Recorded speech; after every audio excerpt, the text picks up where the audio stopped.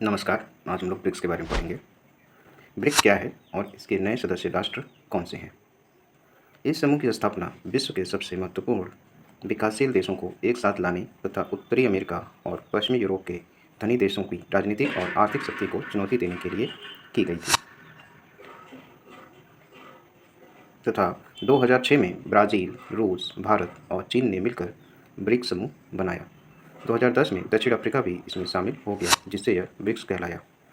इसके बाद मिस्र, इथियोपिया, ईरान, सऊदी अरब और संयुक्त अरब अमीरात को 1 जनवरी 2024 से सदस्य बनने के लिए आमंत्रित किया गया।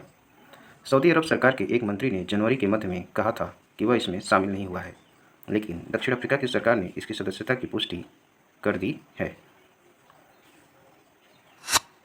तो अगला है, अर्जेंटीना को भी इसमें शामिल होने के लिए आमंत्रित किया गया था, लेकिन राष्ट्रपति जेवियर माइली ने पदभार ग्रहण करने के तुरंत बाद दिसंबर 2023 में इसमें शामिल होने से हाथ खींच लिए।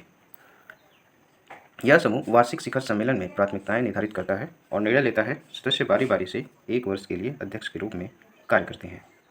विस्तारित समूह का नाम अभी तक घोषित नहीं किया गया है, लेकिन संभवतः इसका नाम ब्रिक्स प्लस होगा।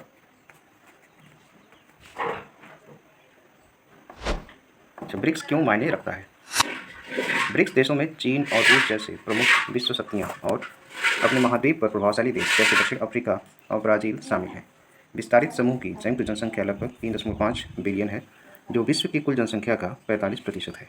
संयुक्त रूप से सदस्यों की अर्थव्यवस्था का मूल्य $28.5 ट्रिलियन से अधिक है, जो वैश्विक अर्थव्यवस्था का लगभग 28% है।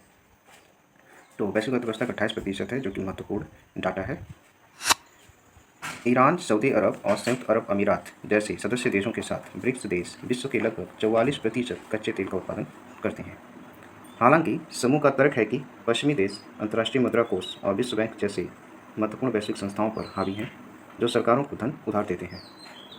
ब्रिक्स उभरती अर्थव्यवस्थाओं के लिए अधिक आवाज़ और प्रतिनिधित्व देखना चाहता है,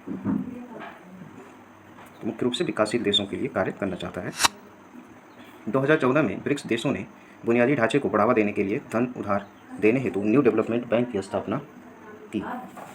2022 के अंत तक इसने उभरते देशों को नई सड़कों, पुलों, रेलवे और जल आपूर्ति परियोजनाओं के लिए लगभग $32 बिलियन प्रदान किए थे। क्या ब्रिक्स G20 का प्रतिद्वंदी है? G20 समूह की स्थापना 1999 में विकसित और विकासशील देशों द्वारा वैश्विक मुद्दों पर चर्चा करने के लिए की गई थी। हालांकि ब्रिक्स समूह में कई ऐसे देश भी शामिल हैं जो G20 में हैं। G20 और ब्रिक्स साथ मिलकर विकासशील देशों को जलवायु परिवर्तन से निपटने के लिए अधिक धनराशि देने पर जोर दे सकते हैं। अर्थात इसके लिए इन्होंने NDB भी 2014 में बना रखा है। रूस 2024 ब्रिक्स की अध्यक्षता का उपयोग कैसे करेगा? तो रूस अक्टूबर माह में कजान में 2024 ब्रिक्स शिखर सम्मेलन की मेज़बानी करेगा।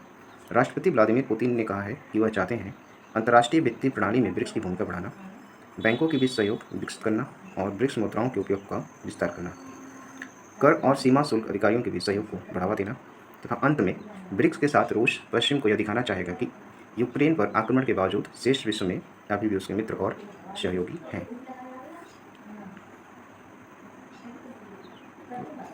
मुख्य रूप से यूरोपीय देशों के बीच में एक संबंध की व्याख्या की जा सकेगी। तो कुछ समझ आधारित प्रश्न हैं जिनके उत्तर आप कमेंट बॉक्स में दे सकते हैं, जैसे ब्रिक्स क्या है, इस अंतर्राष्ट्रीय मंच की शुरुआत कैसे हुई, ब्रिक्स के सदस्य देश कौन से हैं, ब्रिक्स की भूमिका अंतर्राष्ट्रीय विश्व में क्या है, ब्रिक्स कैसे काम करता है, कितने शिखर सम्मेलन अब तक आयोजित किए गए हैं, अगले ब्रिक्स सम्मेलन की अध्यक्षता कौन सा देश कर रहा है। सबके साथ धन्यवाद।